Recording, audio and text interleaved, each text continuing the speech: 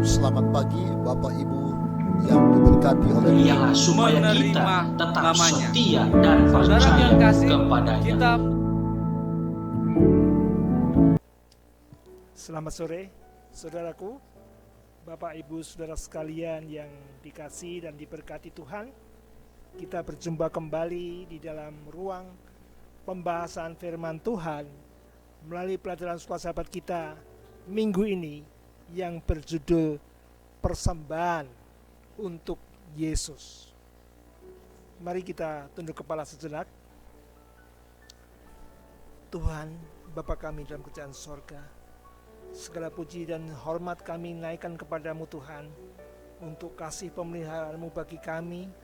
Dan pada saat ini kami boleh meluangkan waktu untuk mendengar firman Tuhan yang boleh menjadi petunjuk dalam kehidupan kami. Kiranya Roh Kudus Tuhan boleh mengurapi kami masing-masing, mengampuni salah dosa kami Tuhan. Dalam nama Tuhan Yesus kami berdoa dan mengucap syukur. Amin. Saya mengajak kita membuka Alkitab kita di dalam buku Markus pasal 12 ayat 41 sampai 44. Kita sudah pernah dengar cerita ini, kita ulang. Persembahan seorang janda miskin. Ayat 41. Pada satu kali Yesus duduk menghadapi peti persembahan dan memperhatikan bagaimana orang banyak memasukkan uang ke dalam peti itu. Banyak orang kaya memberi jumlah yang besar. Yesus duduk di depan pintu Ka'bah. Di situ ada tempat untuk orang memberikan persembahan. Dan Yesus memperhatikan orang-orang banyak memberikan persembahan. Mata uangnya logam, jadi terdengar gemerincing. Makin banyak yang diberikan, suara gemerincingnya makin banyak. Lalu, ayat 42, lalu datanglah seorang janda yang miskin, dan ia memasukkan 2 peser, yaitu 1 duit. Seorang janda ikut memberikan persembahan, tetapi persembahannya amat kecil, 2 peser. Bunyinya tentu tidak gemerincing, hanya ting-ting. Ayat 43, maka dipanggilnya murid-muridnya dan berkata kepada mereka, aku berkata kepadamu, sesungguhnya janda miskin ini memberi lebih banyak daripada semua orang yang memasukkan uang ke dalam peti persembahan. Sebab mereka semua memberi dari kelimpahannya, tetapi janda ini memberi dari kekurangannya semua yang ada padanya, yaitu seluruh nafkahnya. Satu hal yang aneh bagi murid-murid, orang-orang yang memberikan persembahan yang banyak menjadi perhatian dan dipuji dalam hati setiap orang. Tetapi kali ini Yesus memuji hanya seorang janda yang memberikan 2 peser atau 1 duit. Jumlah yang amat kecil. Tapi justru Yesus katakan persembahan janda itu lebih banyak daripada orang-orang lain. Mengapa demikian? Ayat 44 tadi mengatakan orang-orang yang memberikan persembahan banyak itu dari kelimpahannya. Artinya sekalipun dia memberikan jumlah yang banyak, di rumahnya masih tersedia uang untuk hidup, untuk segala keperluan hidupnya.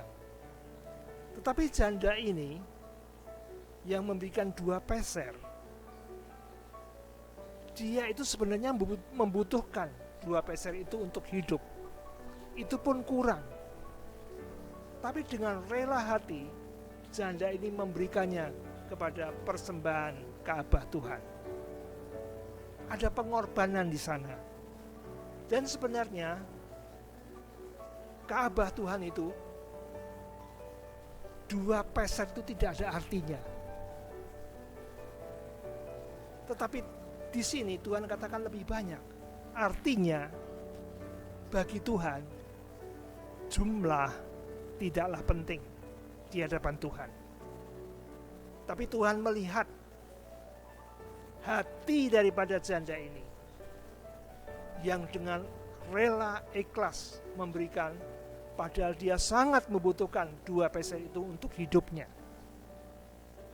Tuhan tidak melihat kuantitas atau jumlah, tetapi Tuhan melihat kualitas, yaitu motif di belakang yang mendorong janda itu memberikan 2 peser kepada Tuhan. Janda ini sadar akan kasih Allah dalam hidupnya. Janda ini sadar, merasakan pemeliharaan Tuhan, pertolongan Tuhan, sehingga dia ingin mengucapkan syukur dengan memberikan persembahan kepada Tuhan. Saudaraku, kalau begitu, kalau kita memberikan persembahan di gereja, nggak usah banyak-banyak ya, karena 2 peser itu pun sangat berharga. Apakah begitu?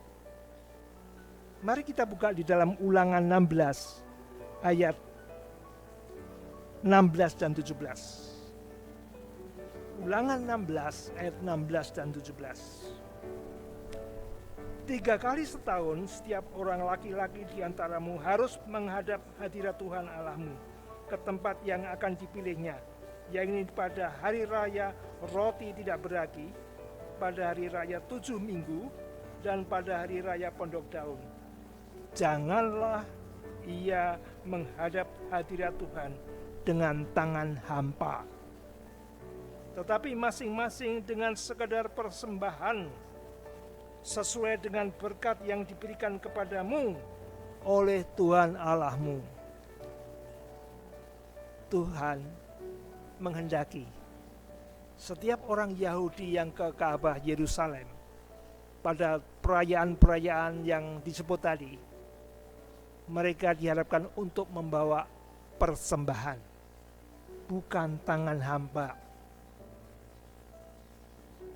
Dan persembahan itu sekedar, artinya apa? Tidak memberatkan. Tetapi bukan semau gue, bukan sak-sae bahasa Jawanya, tetapi sesuai berkat yang diberikan kepadamu oleh Tuhan Allahmu, sesuai dengan berkatmu.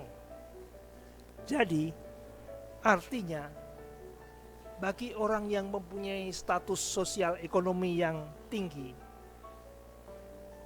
persembahannya akan lebih daripada mereka yang mempunyai status sosial ekonomi yang rendah.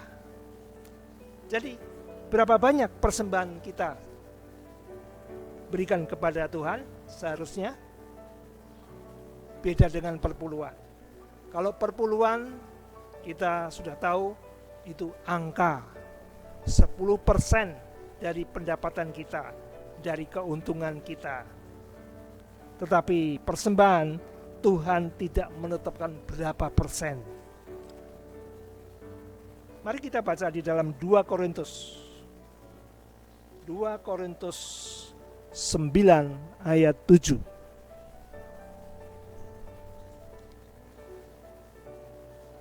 Hendaklah masing-masing memberikan menurut kerelaan hatinya, jangan dengan sedih hati atau karena paksaan, sebab Allah mengasihi orang yang memberi dengan sukacita. Persembahan kita harus dengan rela, jangan dengan rasa sedih atau terpaksa. Dan Allah mengasihi orang yang memberi dengan sukacita. Kerelaan kita berbeda-beda. Tergantung hubungan kita dengan Tuhan.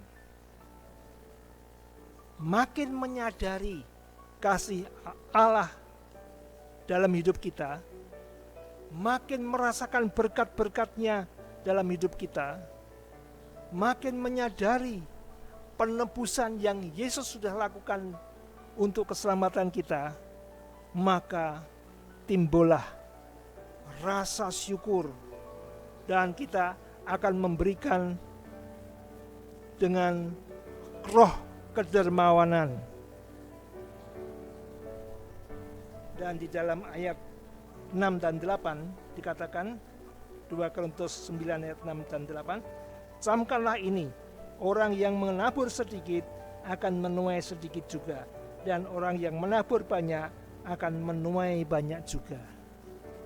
Makin dermawan kita, makin murah hati kita, bukan membuat kita makin kekurangan atau rugi, tetapi makin berkat itu Tuhan curahkan dalam kehidupan kita.